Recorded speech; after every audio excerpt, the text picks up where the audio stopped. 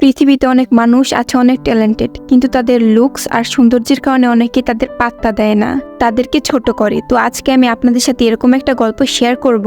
যদি আপনার ট্যালেন্ট থাকে, আপনি দেখতে যেমনই হন না কেন, আপনার চেষ্টা ও আগ্রহের ফলে আপনি সবার মন জিতে নিতে পারবেন। তো চলুন শুরু করা যাক। মুভির শুরুতেই আমরা একটা স্টেজ দেখতে পাই, যেখানে একটি বেটে ঘোড়া থেলমা গান গাচ্ছিল এবং তার ফ্রেন্ড অরিস গিটার বাজাচ্ছিল আর একটি ভেড়া জনি ড্রাম বাজাচ্ছিল। সবাই ওদের গান শুনে মুগ্ধ হয়ে গিয়েছিল, কিন্তু পরক্ষণে আমরা বুঝতে পারি এটা থেলমার একটি স্বপ্ন ছিল। যাই হোক, সকালে থেলমা কাজে যাওয়ার উদ্দেশ্যে রওনা দেয় আর পথে তার অরিসের সাথে দেখা হয়। অরিস বলে, সামনেই তো আমাদের প্রতিযোগিতা, তুমি কি তৈরি আছো? তখন থেলমা বলে, হ্যাঁ অবশ্যই, আমি এটার জন্য অনেকদিন ধরে ওয়েট করছিলাম। তারা তাদের কাজে যাওয়ার জন্য জিনিসপত্র নিয়ে যাচ্ছিল, তখনই টিভিতে একটি বড় তিমি দেখতে পাই, যার মাথায় একটি শিং ছিল। আর এই তিমিটি তখনকার ট্রেন্ডে ছিল, ওর গান আর নাচ অনেক ভাইরাল ছিল, আর থেলমা সবসময় ওর মতোই হতে চাইতো। টিভিতে এসব দেখার পর থেলমা ফার্মে যত আবর্জনা আছে তা নিয়ে ফেলে দিতে যায়। তখন তার 3টি সুন্দর ঘোড়ার সাথে দেখা হয়, আর ঘোড়াগুলো থেলমাকে অপমান করতে থাকে, বলতে থাকে যে তুমিও নাকি প্রতিযোগিতায় অংশগ্রহণ করছো, তোমার মতো অসুন্দর খাটো ঘোড়াকে ওরা নেবে না, আমাদেরকে দেখো আমরা কত সুন্দর, আবার আমাদের ভালো ট্যালেন্টও আছে, নিলে আমাদেরকে নেবে।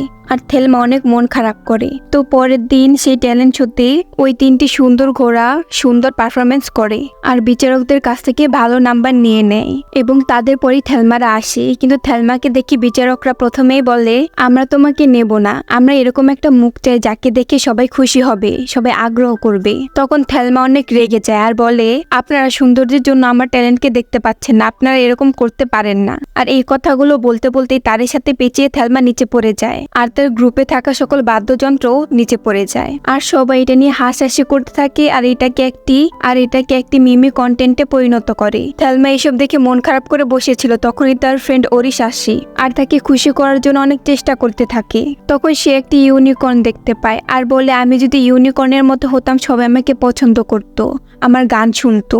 পরের দিন যথারীতি থেলমা তার কাজে যায় আর দেখতে পায় একটি পচা লম্বা গাজর পড়ে আছে। এটি দেখার পর তার ইউনিকর্নের শিংয়ের মতো মনে হয়, তাই সে সেটি সামান্য একটু কাদা লাগিয়ে তার মাথার মধ্যে পরে নেয় আর তার ফ্রেন্ড অরিসকে বলতে থাকে, দেখ তো আমাকে কেমন লাগছে। তখন তার ফ্রেন্ড বলে, দেখে মনে হচ্ছে গাজরের পেছনে একটি বেটে ঘোড়া জন্মিয়েছে। তখন একটি ট্রাক ড্রাইভার ভুলবশত কিছু রং থেলমার উপর ফেলে দেয় আর থেলমাকে একটি ছোট্ট ইউনিকর্নের মতো দেখা যায়। তখন থেলমা তার ফ্রেন্ডকে বলে, আমার কয়েকটা ছবি তুলে দে তো।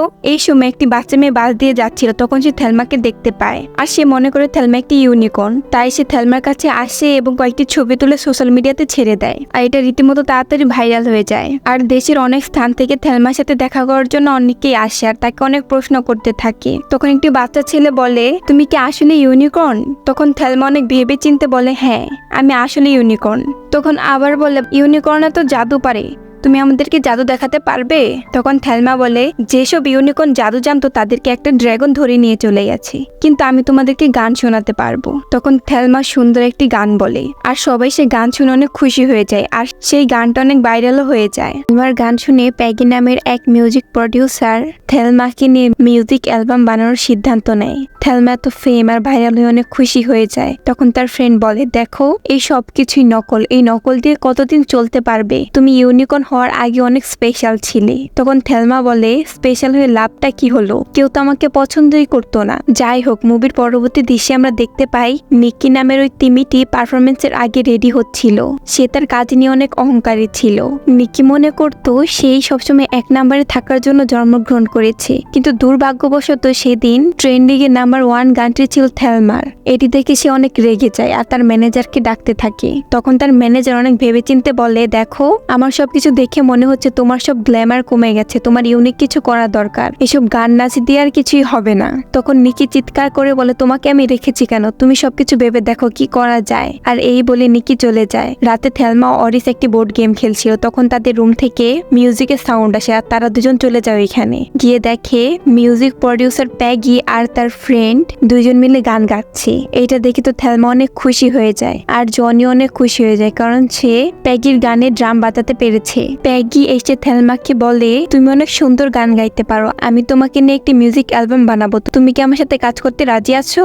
এটি শুনে থেলমা তো মহা খুশি, সে রাজি হয়ে যায়। থেলমার গান রেকর্ডিং করার আগে প্যাগি একটা জিনিস বলে নেয়, গান সবসময় তুমি মন থেকে গাইবে, তাহলেই দেখবে তোমার সফলতা কেউ আটকাতে পারবে না। থেলমারা কিছুক্ষণ গান রেকর্ডিং করার পর প্যাগির কাছে ওই ম্যানেজারের কল আসে।